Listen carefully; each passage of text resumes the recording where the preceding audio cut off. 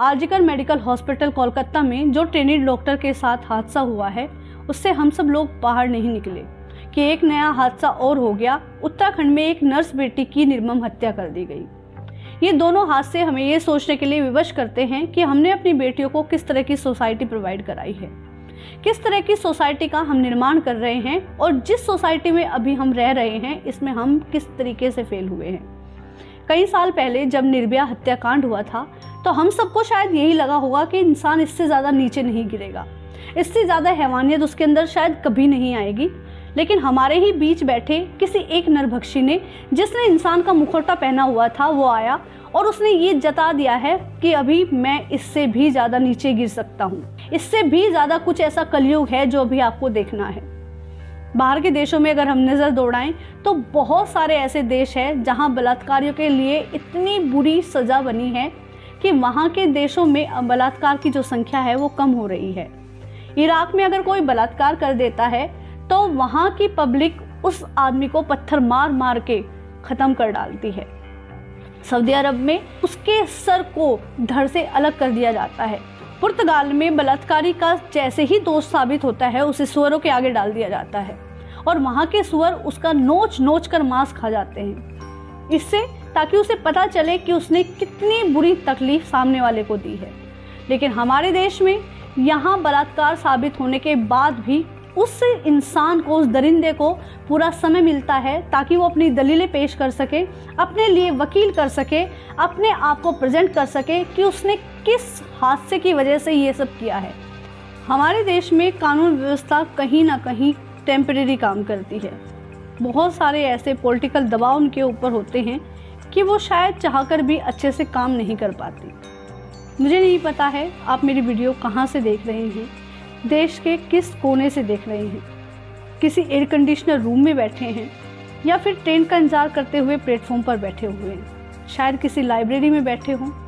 जहाँ से भी आप मेरी वीडियो देख रहे हैं, आप सब लोगों से मेरा हाथ जोड़कर अनुरोध है, मैं हाथ जोड़कर आपसे विनती करती हूँ कि प्लीज़ जिस भी टाइम पे आप अपने घर जाते हैं वहाँ अपनी माँ से, बहन से, बच्चों से, इवन घर की जो फीमेल्स मेड हैं उनके भी साथ बहुत ही जेंटली बिहेव करिए, पोलाइटली बात करिए, रिस्पेक्ट से बात करिए, क्योंकि आपका बच्चा आपका आईना है।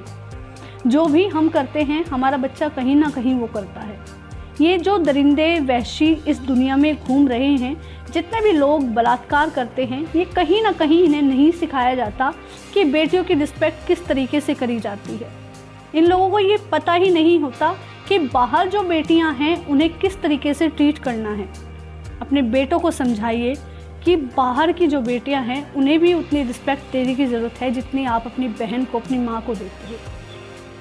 जिस तरीके से हम गर्व से कहते हैं कि हमने अपनी बेटी को बेटों की तरह बड़ा करा है, उसी तरीके से अपने बेटों को भी बेटियों की तरह बड़ा करने की हमें ज़रूरत है।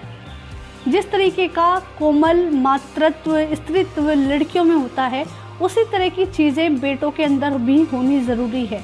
उन्हें पता होना चाहिए कि पीरियड्स के दौरान उनकी बहनें, उनकी माएँ, उनकी भाभियाँ किस तरीके का पेन फील करती हैं, किस तरह के उनके मूड्स होते हैं।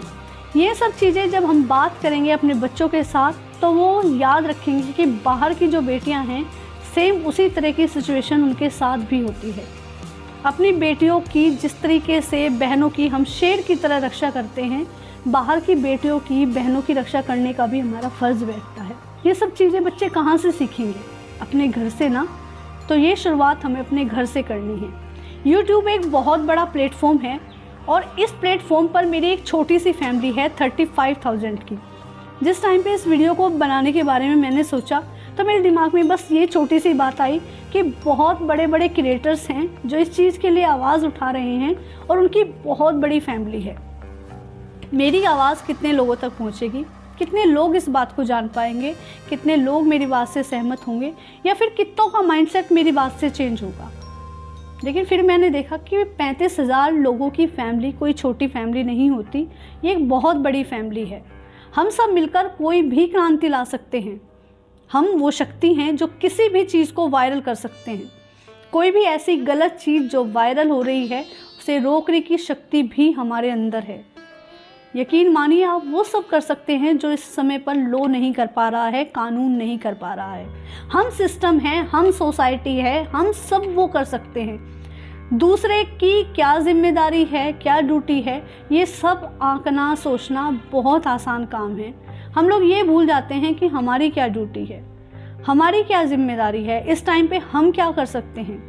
ये एक बहुत छोटा सा लेवल है, या ये कह लीजिए कि बहुत ही माइक्रो से भी माइक्रो अगर कोई चीज़ हो सकती है, ये उतना सा स्टेप है। अपनी फैमिली में हम बात कर सकते हैं, अपने बच्चों को उस तरीके से परवरिश दे सकते हैं कि वो कल एक अच्छी सोसाइटी का निर्माण करें। यकीन मानिए ये बहुत भारी काम नहीं है और आप आसानी से कर सकते हैं। आज मुझे प्राउड फील होता है कि मैंने अपने दोनों बच्चों की परवरिश बहुत अच्छे से करी है।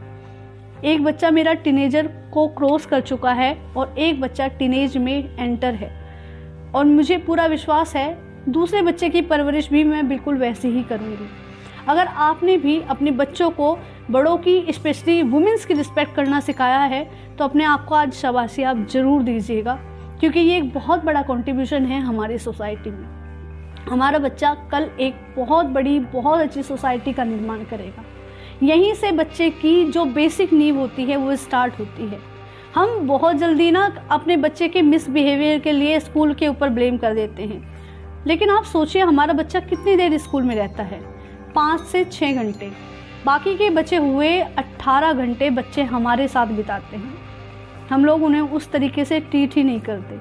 अपने बच्चों को, स्पेशली अपने बेटों को ये समझाने की बहुत ज़्यादा ज़रूरत है इस टाइम पे कि अगर आप बाहर किसी लड़की को, फिज़िकली तो बहुत दूर की बात होती है, अगर मेंटली भी टॉर्चर करोगे ना तो घर में ये बर्दाश्त नहीं होगा।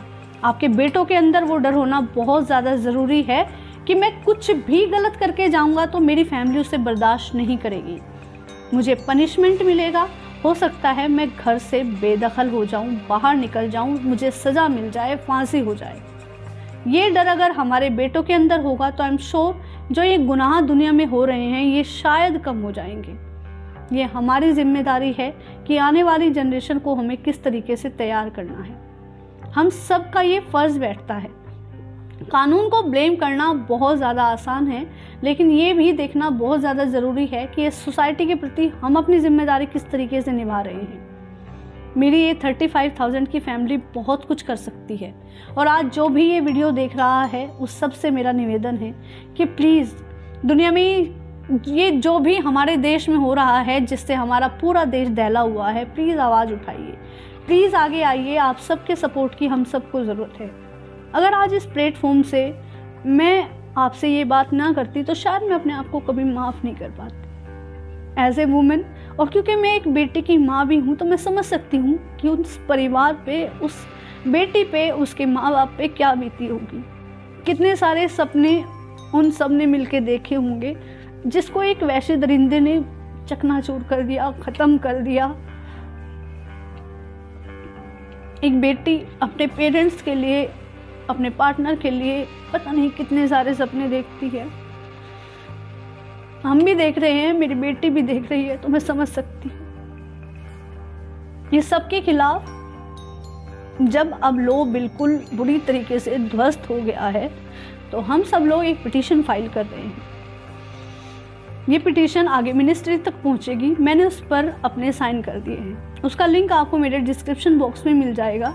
प्लीज़ आप जाइए और उस पिटीशन पर, फाइल पर साइन करिए, ताकि बाहर ऊपर जो मिनिस्ट्री बैठी हुई है, जो लॉ है, उस बात को वो समझ सके कि जो रिस्पेक्ट हम लॉ की करते हैं अब उसे भी हमारी करनी होगी। ये जो रिस्पेक्ट है ये एक तरफा नहीं होगी।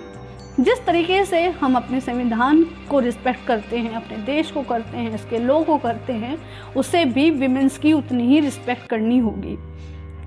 कुछ तो ऐसे कैडे कानून बनाने पड़ेंगे जिससे हमें पूरी प्रोटेक्शन मिल सके। ये पिटीशन आगे तक पहुंचेगी। प्लीज़ इस वीडियो को ज़्यादा से ज़्यादा वायरल करिए ताकि ये जो पिटीशन है मैक्सिमम लोगों के हाथों तक होकर गुजरे। अपने व्हाट्सएप पर, फेसबुक पर, जो भी सोशल मीडिया आप यूज़ कर रहे हैं, प्लीज़ इस वीडियो को वहाँ लगाइए ताकि ज़्यादा से ज़्यादा लोग इस पिटीशन पर साइन कर सकें। जितने ज़्यादा लोग इस पर साइन करेंगे हमारी बात उतनी ज़्यादा मजबूत होगी। अपना ढेर सारा ख्याल रखिए।